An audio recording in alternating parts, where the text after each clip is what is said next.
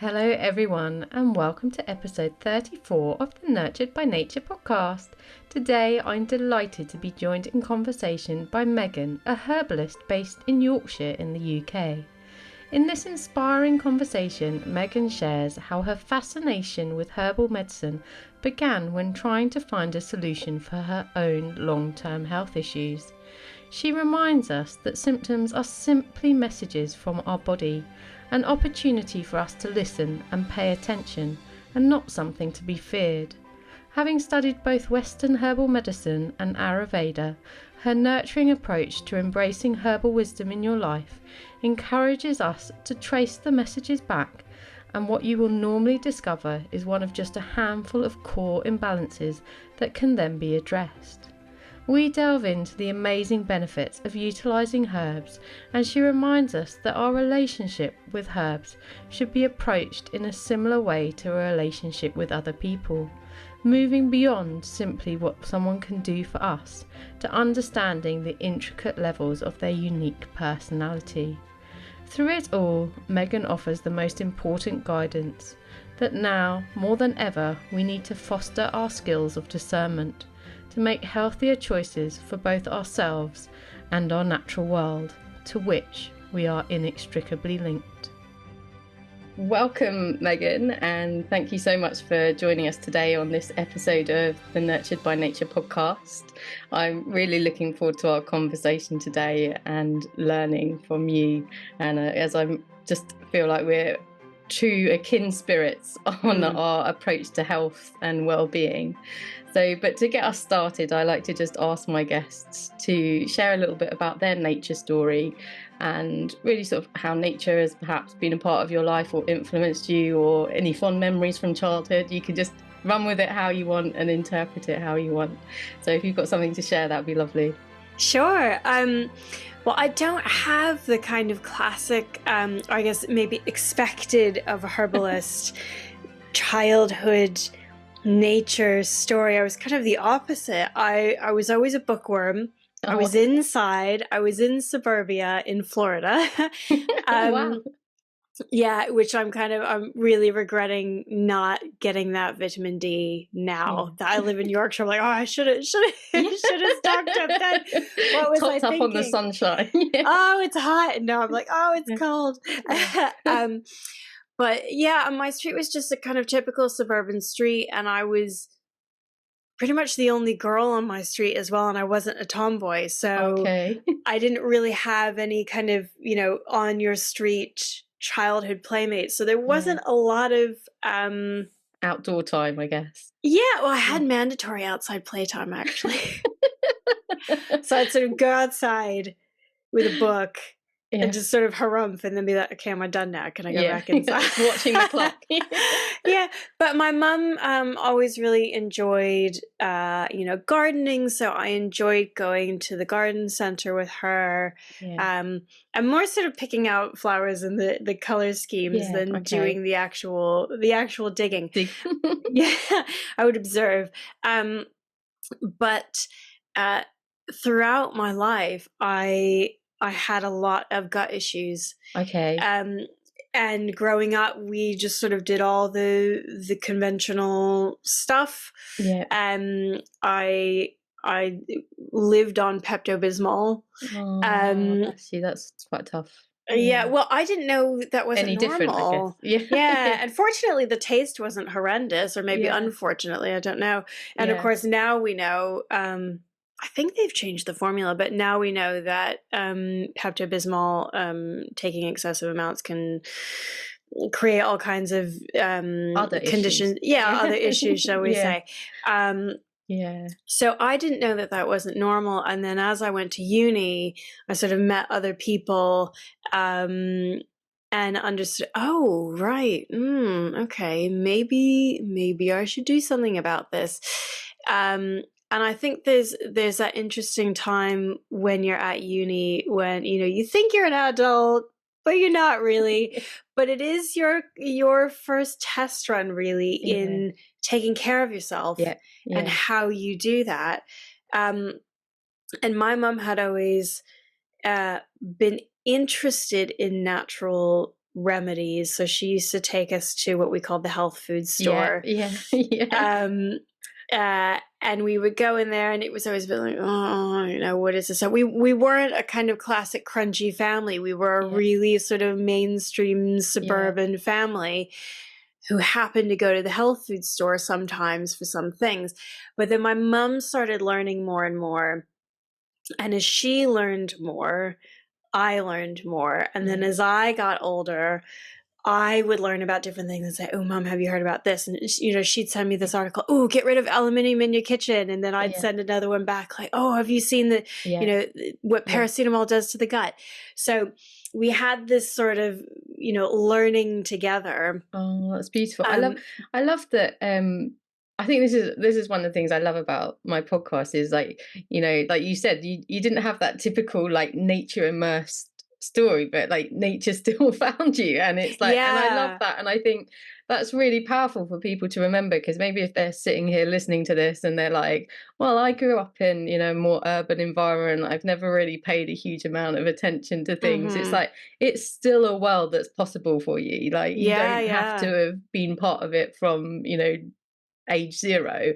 And so I love that part about your story. And something else I found from my own experiences, it is quite often when you have this sort of health challenge of your own, that in sort of modern medicine, for want of a better description of it, does fail you in terms of they're not able to offer you anything other than things to sort of manage the symptoms, I guess. Really is the situation you were sitting in with your Pepto-Bismol, was like, it was just trying to make your life comfortable but not actually tackling what was causing it. And and then that's where people tend to sort of come to like the more, I hate the word alternatives, but for want of an original, and ways of approaching their health, and that's sort of what your journey has been, isn't it? Is you've come from that place of personal experience. Yeah, and I, until I finally found it was a sort of seasonal series of herbal medicine workshops, and when I was looking for, I didn't even know the word herbalism or herbal medicine. I knew what I was looking for, but I didn't know what it was called. And I went on these workshops, took a train out of London, went down to the south of the UK, and we learned about herbs, we learned about our bodies, and part of it was we went on a walk through the grounds because we were on a farm. And our tutor was saying, okay, and here's this and here's that, and it does this and it does that. And suddenly the world around you goes from this generic wash of green leaves to whoa. It's just, it's that mind-blowing moment where suddenly it's like the lights are turned on. And you can see the world around you, which makes it, for somebody growing up with mandatory outside playtime, far more interesting. And then, of course, the academic in me was like, oh, I have to go learn this, I have to go learn it. But it lit something up in me, and everything connected. It's not that there's nature out there. We are also part of nature. It's a symbiotic relationship. Well, multiple angles, web of relationship. It's a conversation that's never stopped happening between humans and plants and animals and insects and everything. It's just that humans have stopped listening. So I'm not participating in this conversation now, and the rest of nature's like, too bad, because I'm not going to stop talking. And I think the world we live in now is nature, the rest of nature, the non-human bits, are screaming loudly enough that those of us who didn't grow up feeling that connection are forced to start to listen.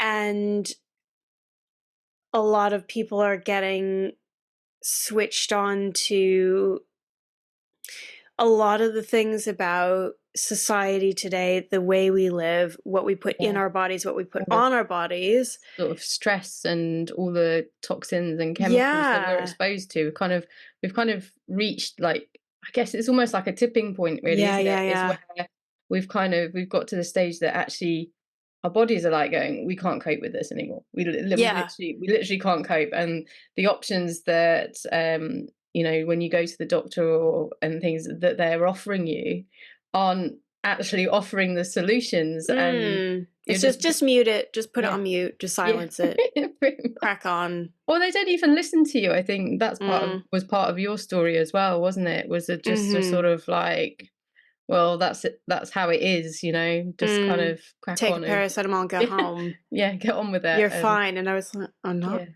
fine. I'm not fine. I've got some really good friends who, I've grown up with. Yeah. And as I started seeing the rest of nature around me, a lot of my friends, bless them, were like, why are you cleaning the flat with vinegar? You're making the flat stink, or whatever. Why are you doing this? Or, okay, it's Meghan. We love her. She's a bit, out there. Yeah. And, these are friends I've had for a really long time. 10 years on, they're going, remember those things that I thought were really way out there that you used to do? Yeah. I do that now too. And actually I've got a lot of really similar concerns. Or I had one of my good friends has a little one like I do. And she had bought some greenwash toothpaste.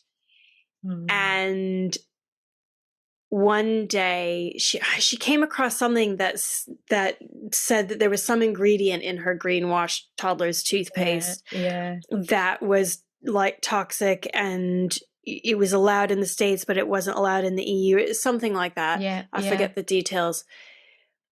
And she was like, she messaged me and she said, it was the light had been turned on. Oh my God. And I was like, yeah. And she goes, I just stood at my bathroom at 1 o'clock in the morning looking at everything going, what is this? Yeah. And then she said, oh, I always thought you were a bit kooky, but like, I'm so glad that you've been doing this stuff for ages. So I can just ask you what to use for my toddler's toothpaste instead. And then she said, wait a minute. How much do you know? It was, it was like the Pandora's box. And I was like, we'll just go step by step here. I had a guest a few months ago, actually, Jessica, and she's based in the US. And she's really passionate about like home products and skincare products and that side of it. And she was saying about like the struggles with actually the labeling and how little they have to put on, and how there is basically just not enough responsibility for the companies to label accurately. And I find a lot of people when they have children, it's like suddenly they have this, it's easier to do for others, isn't it, is a common theme for people in general. And when you have a child, you want to do the absolute best for them, and it is these light bulb moments of you're like, oh wow, like, okay, it was okay to kind of put it on my skin and expose myself, but my child, that's like a whole new level. And it is fantastic that like that I don't know, by having someone like yourself, and it sort of seeps into other people's lives, doesn't it? And you just wait until that time when they actually have to, like, they're like holding the door open going, please let me in your room. Like, I need to know this now. And you're like, hey, come hang out, we've got herbal tea, it's all good. There's a poem written by a friend of mine, Natasha Dauphin. She's got some really brilliant books of her poetry, and one of them we've written as a post-it on our fridge, and I'm probably slightly paraphrasing, but it's a really short poem, and it's something along the lines of, I am eternally grateful for my unconventional priorities. And I read that and I went, oh, that's going on the fridge. It is amazing. It's like, sometimes it feels like a bit of a burden, doesn't it, when you're being like sort of a little bit mocked and laughed at and things. But actually it is just this beautiful gift of wisdom that you've accumulated, and you're able to share with your friends, but also your clients and the wider community. You've written quite a few books and articles as well, so you've got lots of information out there, haven't you, helping people who want to approach this way of life, I guess. Yes, and I think one of the things that's so important, I mean, you know, you can make connections with so many people digitally, which is great, but the more you can find a real life person or a few real life people who you can actually physically get to, even if it's not every day, even if it's not, oh, my back door is open, come on in, who are on a similar wavelength and on a similar journey, it just changes everything, because it takes you from the space which is really easy to find yourself in, of oftentimes having to defend why we don't eat those things, or why we don't do this, that, the other, or why we choose something else instead, to you've got support around you, you've got community around you, and it just reminds you that you're not crazy. Yeah, I think that's really important, because it's, you know, we're sort of wired for conformity, aren't we? And, you know, you want to be part of the herd, you know, you want to be accepted because that's where it feels safe, and, you know, that sort of, you know, ancestral survival, you know, you need your community around you. So yeah, I think it can be really hard for people who are starting on this journey, can't it, to, you know, and they're being mocked by their family and friends, or just sort of ignored. Even sometimes it's not even, they don't actually sort of engage with it, they're just like, oh, that's nice, you know, carry on. Or sometimes it's just that feeling of, you know, lonely in a crowded room kind of thing. But yeah, when you're able to connect with other people in real life, whether it's through a course or a workshop, or going on a walk, you know, to admire the plants, or just, you know, like, hey, you know, May Day or whatever, you know, is coming up. Do you want to come around from a bonfire? Should we put up a maypole? Should we have some fun? You know, and they're like, yeah, you know. And then you can just talk freely. I've had every single time when I run a workshop or a course and we sit down for lunch break, you can just see everybody go, oh, just that sigh of relief. Because you can just talk about what you actually want to talk about, instead of tiptoeing around stuff, or feling like, you know, maybe the odd one out because of how you ordered your lunch or whatever it is. And then when you've got people together, then you can share knowledge. You know, that's when it's, ooh, and I've done this, I've tried that, or, you know, oh, have you heard about this? I love on your website, because I think one of the things that you talk about is actually moving people from that place of like just having knowledge to actually like integrating it and living it. Because I think that's the other side of it, isn't it? Is it's you can kind of learn all of these things, and you can then be like, oh, you get overwhelmed even, and you're like, how do I actually like integrate this into my lived existence? And I think that's something that's really important to you, isn't it? Is actually moving people from perhaps, you know, sort of going, oh, I believe like herbs and plants could help me, to actually taking them and experiencing the benefits, and making it part of their life long term. And getting people beyond, for me, it's really important. It's a natural part of the learning process. Often the first stages, the early stages, are, which herb do I quote unquote use for what symptom? Pretty much everybody starts there, and that's completely fine. It's part of the journey. But what I love to do is help get people into a place where they're understanding the particular herb in all of its facets. It's like getting to know a person. You know, you go, oh yeah, Sue, she does acupuncture, and that's all you know about her, so you call Sue when you want some acupuncture. But Sue is perhaps this really fascinating person who's like traveled the world and, ridden with I don't know, I'm trying to come up with some really fantastical examples. I don't know, been on some massive trek across, transatlantic, I don't know, something. Yeah. And She has many levels she has to, many levels, and yeah, she's very interesting, and you could have all kinds of different conversations with her. yeah, And she's not just somebody you phone up when you want some acupuncture. yeah, The other side of that is understanding our bodies, yeah. ourselves. So going to, we were talking about the root, but going deeper than symptoms, which I like to call messages from the body. Okay. Oh, I like that. That's really nice. I love that, actually. Yeah, Yeah. because a symptom isn't an illness in and of itself. No. And a diagnosis or condition is actually a tick list of symptoms, Yeah. aka messages. You've ticked enough of the boxes, now we're going to give it a name. Yeah. But that doesn't tell you the root of it.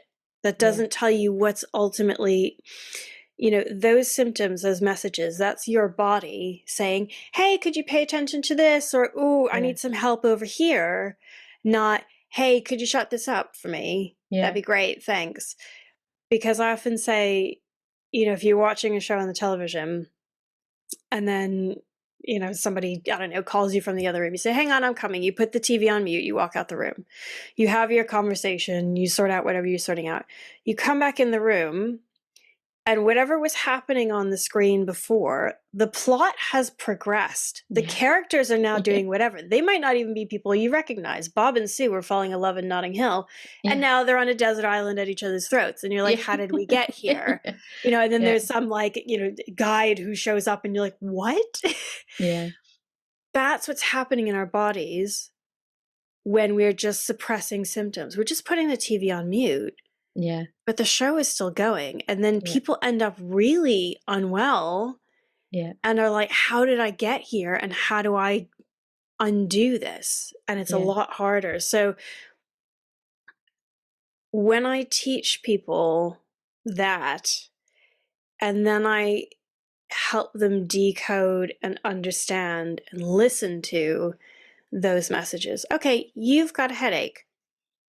Why? What is that your body's trying to tell you? And when we'll use Sue again for an example, when Sue has a headache, it might not be for the same reason that Bob has a headache. Yeah. Yeah, I think this is the thing, isn't it? Where, again, it comes down to this conditioning, doesn't it? Like, society has kind of programmed us to be like, we don't have the knowledge. Like, we have to we hand our power away, don't we? It's like, oh, I don't feel quite right, but I need to go and ask someone else knows what's better. wrong with me. Yeah. And like you said, I mean, I was thinking of when you were saying about the tick sheet, I was going back to your bookworm days, and I was thinking it's like reading the contents page of a book and not reading the rest of it, basically. Yeah. It's like, you're literally like, oh, these are the chapter headings. That's great. Oh, the book was really interesting. Well, it wasn't. You haven't even read it. You've literally read the kind of, the clickbait headline and not actually delved into it. And I think that's something that I'm seeing more and more is, people needing to take responsibility for their own health. And, I mean, obviously we're lucky in this country that we do have the NHS, but, a lot of our doctors are busy, and you turn up and, they've got to get you through as quick as possible. They don't have time to sit down and ask you those questions like, oh, oh, okay, you've got a headache. Well, when do you have a headache? Like, is there certain things that happen? Is it after you've eaten? Is it in the morning? Is it, when you're feeling a certain way? And I think that's what's I've always liked about different modalities like herbalism and things is my experience with those kind of practitioners is they just have a lot more time for you. And then from that, you learn yourself, actually, actually question, like, oh, how am I feeling? Why am I feeling like? What is my body trying to tell me by Mm-hmm. how I'm feeling? Mm-hmm. And it's a whole new kind of language and conversation that's that's actually quite exciting to Mm. step into. And it's a really empowering one, because when you understand the dynamics of your body Yeah. as a manifestation of nature, that sounds very fantastic, but we are fantastic. When you understand your body as a manifestation of nature, you understand that it's about the dynamics within it. It's not about necessarily labeling or naming this specific part of the body or that function or imbalance or what have you. When you understand that in the context of the whole, your whole person, and then you as the context of the wider whole, the rest of nature, things aren't scary anymore. And when you realize you're not scared of your own body anymore, I mean, that's a whole other, like, Yeah. you know, red pill, blue pill moment.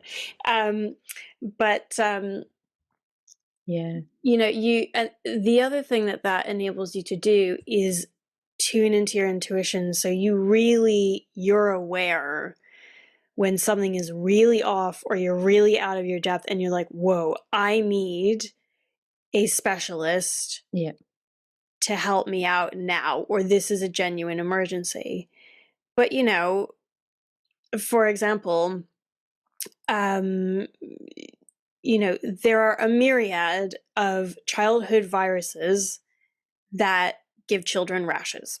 Yeah. Some of them are itchy, some of them aren't, some of the, you know, and sequence of different symptoms and what have you. But at the end of the day, obviously you use your intuition and you keep an eye on vitals, and if anything looks, you know, serious and it's beyond your skill level, then go get somebody who can help you. But at the end of the day, it doesn't actually matter in most instances which specific virus, named virus, that is, because it's a viral infection and it's got a rash. Yeah. The child needs rest and cuddles and fluids, and if they're happy to eat food, and if they're not, then that's part of their body's process. They're going through a developmental leap, their immune systems are developing, what have you. They're preparing for the next stage of life.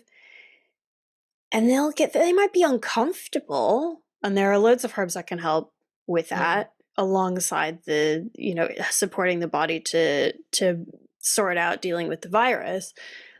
But it doesn't actually matter which one it is. And it's so easy when you don't have that context plus the skills and knowledge to go with it, to go, oh my God, get to the doctor, there's a rash. Which one is it? Is it chicken pox? Is it not? Is it something else? It's like, well. And I think for me as well, something part of my journey is like you're more proactive as well. Like you've got tools that you can use like far quicker. So quite often you can, you know, you can almost stop things in their tracks before they've got that bad. You know, you're like you start to feel like, oh, you know, I'm actually just feeling a little bit run down. Like you haven't even got any like symptoms, or maybe you just noticing that first, like, oh, I'm starting to feel a little bit snuffly. Maybe I've sneezed 1 or 2 times, but I'm not ill. Like if I went to the doctor, they'd be like, you're not ill, like, which is good. But you're like, now is the time that my body's going, no, I need a little bit of extra support. And that's what I love with all of these, with herbs and things, is that you have this amazing like toolkit that you can go, this is the time when I can use this, and I can, you know, my body's going, I need some help, and I can tap into that and help it at that stage hopefully before it develops. I mean, obviously not all the time. You know, sometimes your body just really needs to go through that process, but that even the happiness to listen to those things, that first little bit, for some people it'll be different things. They're not usually headachy and they'll get a bit of a headache, or their skin will go a bit dry, or they'll kind of lose their appetite or whatever it is. Those early signs, when I teach my intensive course, the first year of students, we pick apart all these messages, and each message, the main things like, fever, headache, digestive upset, etc., we always trace them back. So we say, okay, you've got this message. What are the steps that happen before that? And what could happen afterwards if we let it crack on and progress, to sort of full blown, really out of balance. And every time we trace it back, because we work with a blend of Western herbal medicine and Ayurveda, every time we trace it back, it always comes back to the same thing. So without the, Ayurvedic terminology and whatever, it always comes back to, you're overstretching yourself. Yep. You're not sleeping well enough. Am I allowed to use a swear word? Yeah. You're eating crap. Yeah.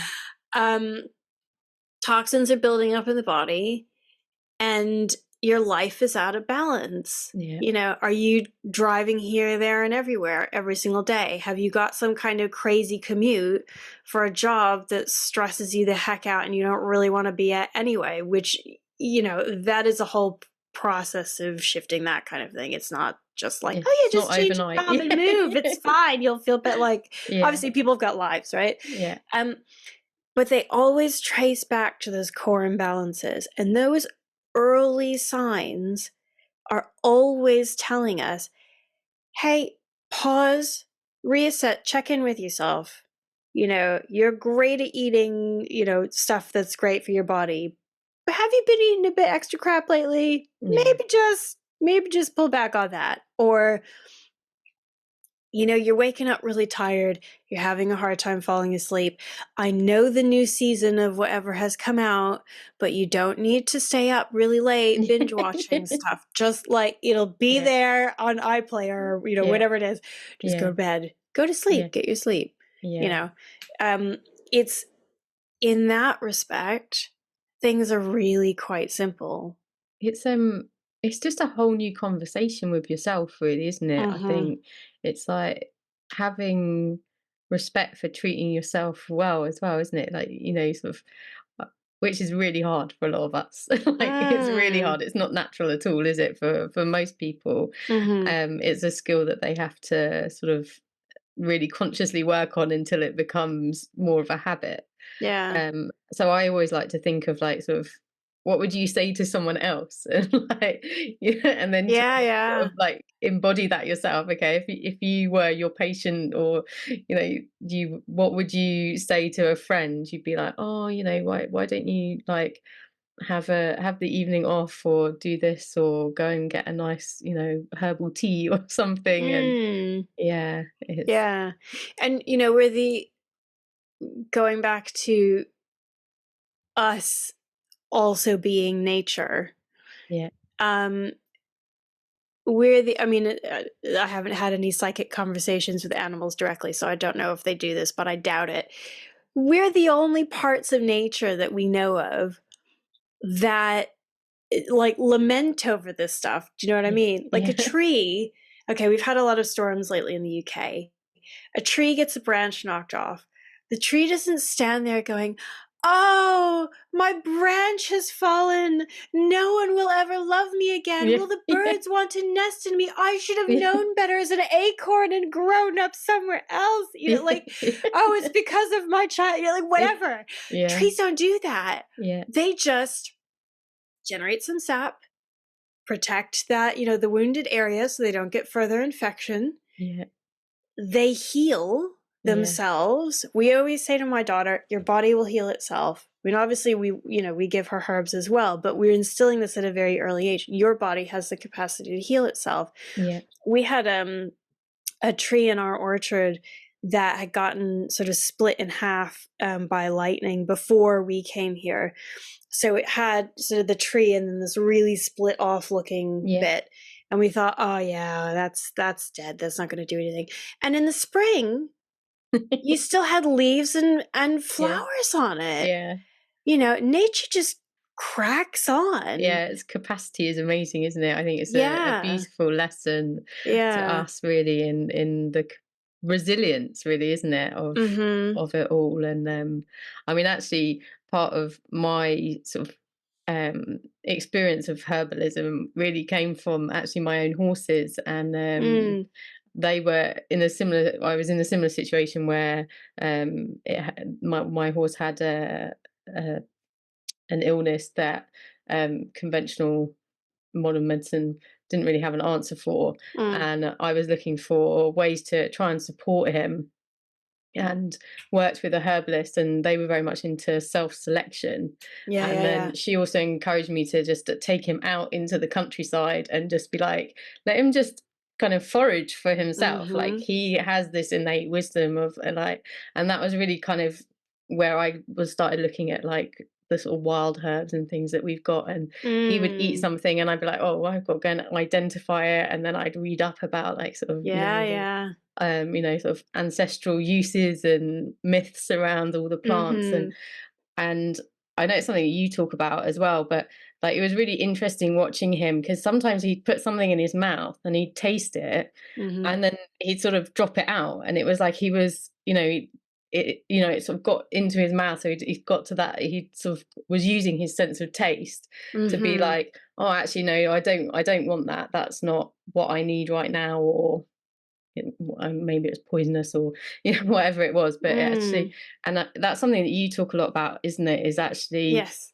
like tapping into our taste, and that as a sense, and the wisdom that that can give us as well. Because I think a lot of times we kind of override like our sense of taste, and we're like, oh, well, we have to take this because we've been told. And Yeah. actually, maybe it's your body's like wisdom saying, oh, maybe that's not quite the right one for us, or Mhm. Mhm. I mean, there is a difference between, because not all herbs are scrumptious.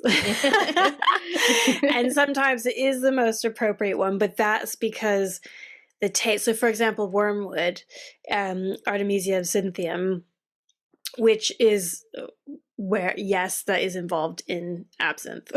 yeah. um, but wormwood has a very, very particular taste, and that's because of the compound in it called thujone. And when I take people on workshops and I let them taste that, and they all go, "Wow!" I always say, take a tiny bit. You only need a little bit. I said, right, you'll never forget that taste. But that specific taste is highly antiparasitic. That's why it's Okay. called wormwood. Wood, Yep. because it gets woody as it grows. I know, because I have one taking over my herb garden that's spreading babies everywhere, and she will be in check when we redo the herb garden in the spring. And worm, because of parasites. Yep.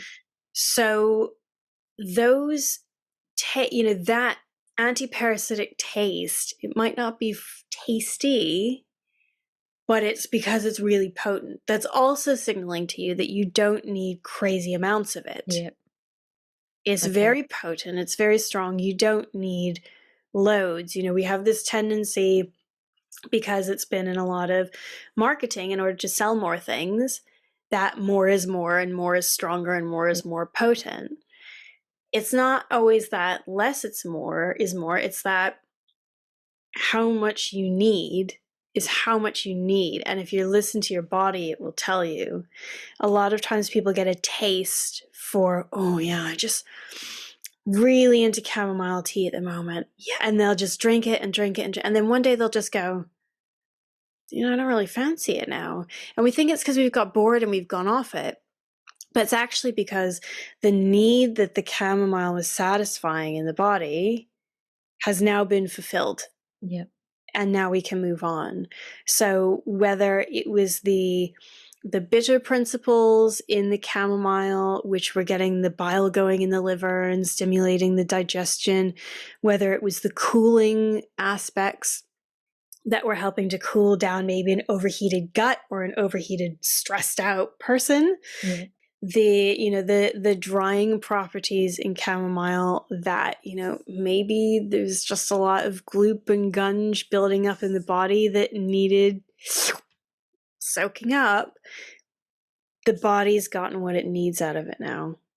so it can let go of it and move on.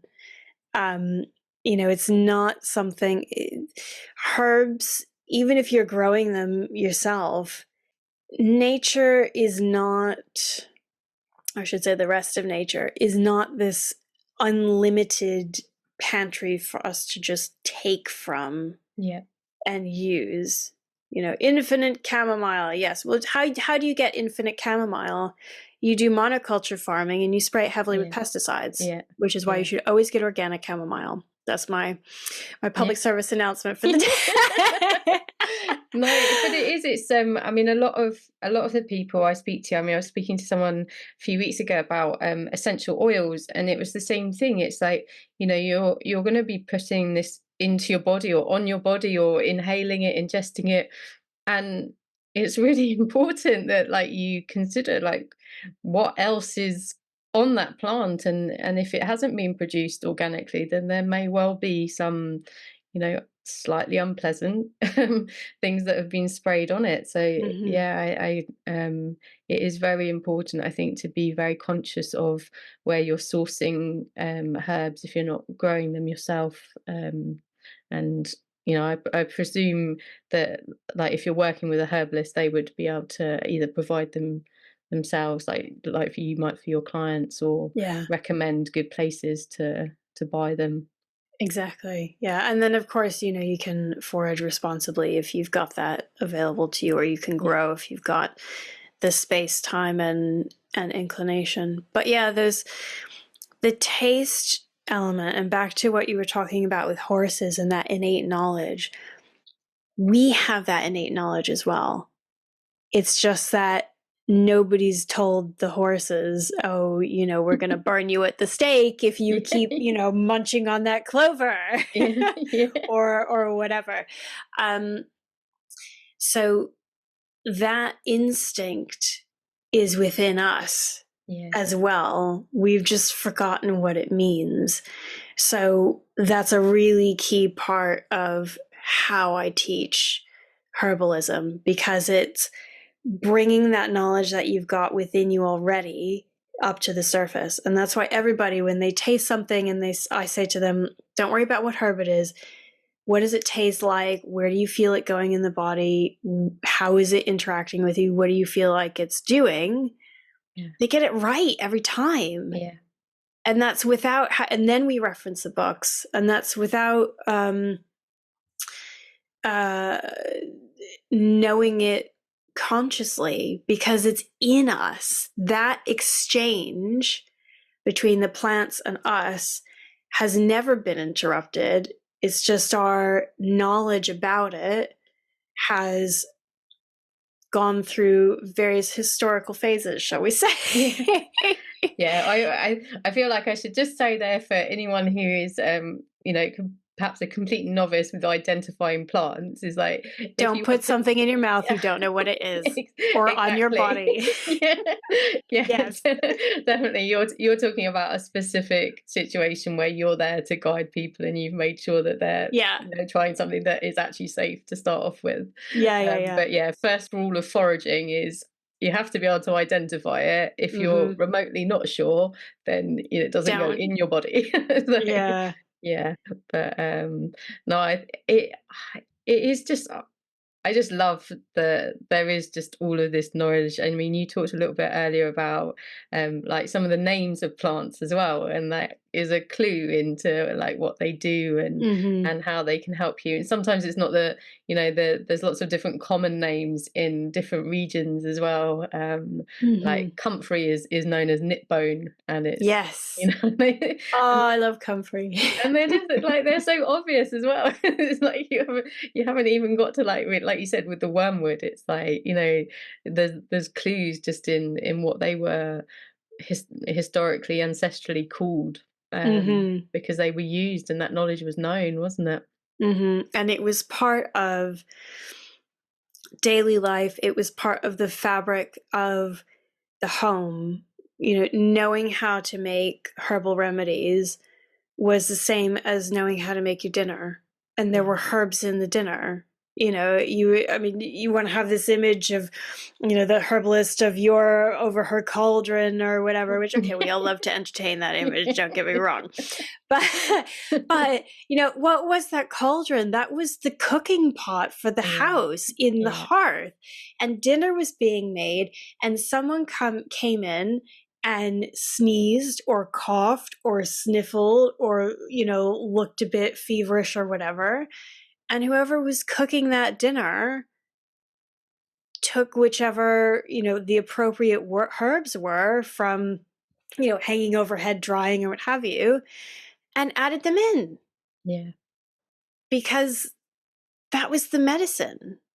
Well, I think, something that, people who perhaps aren't really into sort of herbal medicine and things, they don't realize, but a lot of our mainstream drugs, in terms of, therapeutic medicines, a lot of them are actually from herbs and plants, like the ingredients that they've isolated and then chemically synthesized are inspired from plants and the chemicals and things that they've isolated in plants. And actually, so there is like this amazing like science behind it as well. It's not just sort of feelings and intuition, but there is science that backs it up. And actually, a lot of the pharmaceutical companies do go out and specifically like look at the ancient cultures and what plants were used, and then they get those plants and they try and isolate the specific components which they can then synthesize and produce drugs and for. Trademark. Yeah. But the interesting thing with that is it's from the allopathic perspective that's seen as they're thinking, okay, we're standardizing, we're making this, so that we can measure it, we know the exact potency and what have you, and we're not reliant on the rest of nature to have a supply. We can have a supply whenever we want, for example. But the trouble with that is it's an extremely reductionist approach. Oh, we'll find the one compound and we'll isolate it and or synthetically reproduce it, and we'll put it in a pill. That is like taking, this is going to sound like a bit of a morbid analogy, but you'll remember it. It's like taking the hand off of Michelangelo and saying, go paint the Sistine Chapel. You can't. It's the context of the whole thing. So where you have aspirin, which comes from, there's sort of always debate about whether it's meadowsweet or willow that it's first from, what have you. Both of them are high in a compound called salicylates. Aspirin is then synthesized, isolated, etc., from that compound. On its own, that's damaging the gut lining, which is why excessive aspirin use damages the digestive tract.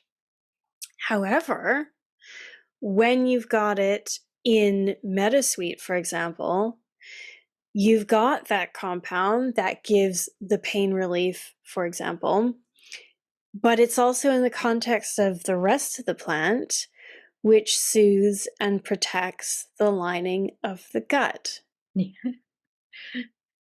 So we're not damaging the gut with the meadowsweet because we're taking things in context.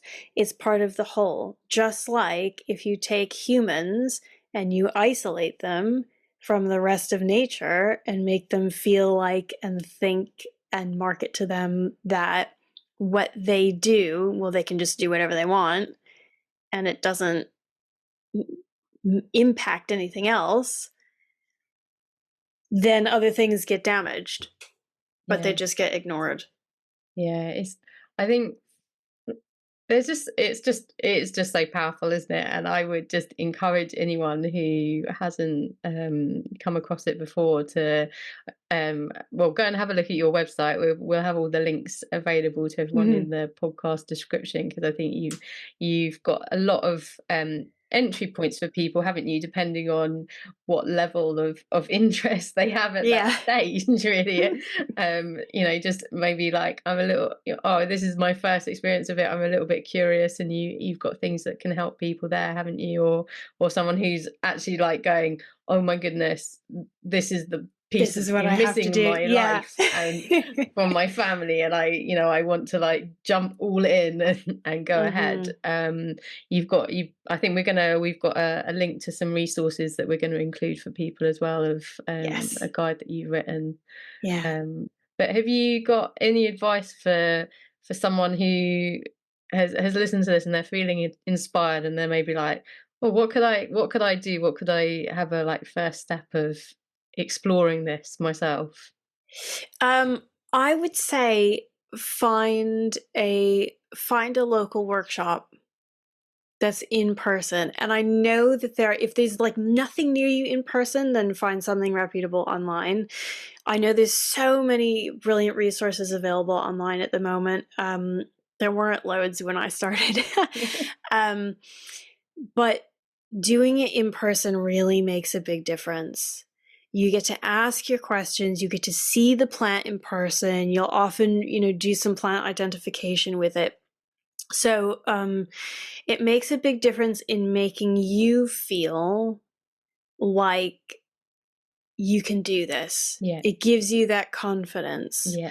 And it also makes it real. It makes it tangible because you're there and you're touching the plants. When you do this kind of, you find an account and you endlessly save their posts on a recipe for this, that, and the other. First of all, you're always beholden to somebody else's recipe. That might not be what you have to hand. Yeah. And I don't know about you, but I almost never look back at posts that I say. I go, oh, that's a good one, save. Never to be seen again. So yeah, find a workshop or something in person. I mean, obviously, if you're in Yorkshire, come see me. Well, even anywhere in the UK, because we're quite a small place. Like we can get to Yorkshire fairly easily from most places in the UK. So yes, I think the UK is similar size to the state I'm from. So yeah. Yeah, especially if you want a city break. I mean, I used to live in London. When I started, I would get out of London to go do something like this, just to really, really tune in, shift your perspective, shift your eyes, shift, the air around you. It makes it different. So, and going back to what we were saying earlier, like it's that starting that new community of people as well, so that you have people that you can like fall back on, and they can give you encouragement and support, and you can speak your new language with them as well. And so that's the other side, isn't it, of these beautiful workshops and coming together in person. And I think we obviously lost that, didn't we, during COVID a few years ago, and it's lovely that now we are in this situation where we can come back into these in-person opportunities to sort of pick up wisdom from each other as well, from everyone's stories that turn up and are part of the community. And it's more fun. Hey, I made this cream. It was really nice. Ooh, how'd you make it? Do you have any extra? Yeah, I'll bring some by. Yeah. My course, the cohort that finished up their first year, they're going on to second year in April. They finished up at the end of last year, and they found an exhibition of sort of old apothecaries, bottles and ceramics and things in Leeds. Oh, wow.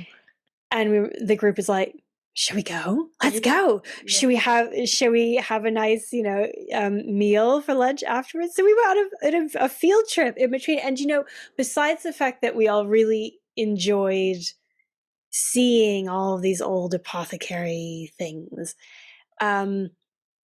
everybody was just really happy to see each other again and hang out. And it was too short. I mean, it was a day, but it was still too short. So, everybody's itching to get in the yurt and get going again.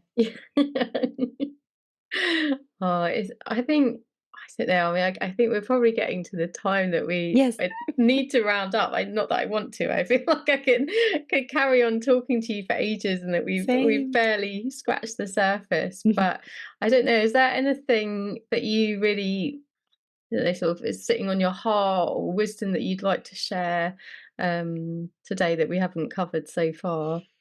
I guess I would say two short things. One would be whatever you're doing, take it one step at a time, Okay, because it's good advice. really easy to get excited and then overwhelmed and then stuck. Yeah, So one thing at a time, whether it's one herb or one way of preparing things or one task like growing something, just take it one thing at a time. This is a set of knowledge and skills that goes back to the beginning of human history. yeah, So, pace yourself. You're never going to learn it all, and that's yeah, okay. And you'll always be learning, which is okay. The other thing I would say is just to continue to listen and pay attention to the messages your body is trying to communicate to you, but also to the messages around us. It's a really good time to develop the skill of discernment. yeah, Even stuff that is presenting itself as being very healthy or natural or what have you. Is this something that's really supportive for me? yeah, Where is this product or way of doing things or whatever coming from? What's the intention behind it? Is it really yeah, going to support yeah, me in feeling brilliant? yeah. Or is it actually just to make somebody a lot of money? Yeah, I mean, that comes back to sort of almost circles back to where we started, didn't we, with your friend with the greenwashing. And I think it is something that we have over the last, I guess, really decade, need to be more aware of, is the fact that, some of these buzzwords kind of Mm, seeped into marketing and society for a reason, because the big brands realized that people were becoming more aware of it, and they wanted to fulfill, they wanted things to be sustainable, and that they were produced in a way that was more in harmony with the environment, and was good for you. And it's lots of things like, the word like natural mm-hmm. and Which it's has zero. zero Yeah. requirements behind it. Yeah. And yet a um herbalist can't make something and sell it on the market that says that the wording is extremely limited. You can't say yeah, treat. yeah, Support is kind of the furthest you can push the boat yeah. out, but still you got to be you can't say eczema or what so It is really hard. I mean, I know we said we're wrapping up, but actually, it is really hard for people who are offering these modalities to share what they're doing, aren't they? Like, the legislation and things is very restrictive mm, around complementary and alternative medicine, and it's a lot less restrictive in many respects around pharmaceutical companies and what they can and can't do, and I think it's I think it misses the beautiful wisdom of what our conversation has been about, which is mm, just simply reconnecting to your own autonomy, isn't it? mm-hmm, And truly listening to the wisdom that you have, realizing that you have wisdom, even for the for a yeah, lot of people, that's the first step, isn't it? Is just actually going, when you feel that something's wrong with you, it doesn't matter if other people tell you there's nothing wrong with you, or you should be able to live with that. It's like, if you feel that that's not right, then do start this path, start this journey, find people like yourself, Meghan, who can help and support you, and take you on this path to recovery and rediscovery, because that's really what it is, mm, isn't it? Like, you've that's the journey you've taken from your sort of chronic health condition. You've mm, recovered from that completely, and you've just discovered this whole amazing world that you're now able mm-hmm, to share with everyone else. mm-hmm. Yeah. Well, It's been absolutely fantastic talking to you. And Likewise. yeah, and we'll have all the links available for everyone so that they can look you up and get involved and learn more if they want to. But thank you so much today for your time, Meghan. It's been really fantastic and really fascinating talking with you about herbs and how they can support us more in our journeys. My pleasure. Thank you. Thank you so much for listening to the Nurtured by Nature podcast. I truly hope this conversation has brought some hope and inspiration into your life. I would love to have these messages ripple out across the world. So if you can, please share this episode with your friends, leave a review on your favourite podcast player, and make sure you subscribe so you don't miss the next episode. I would love to hear from you, so please feel free to connect with me on the links provided in the podcast description. But most importantly, thank you so much for being a part of this journey with me. But don't forget to simply get out there and enjoy the natural world.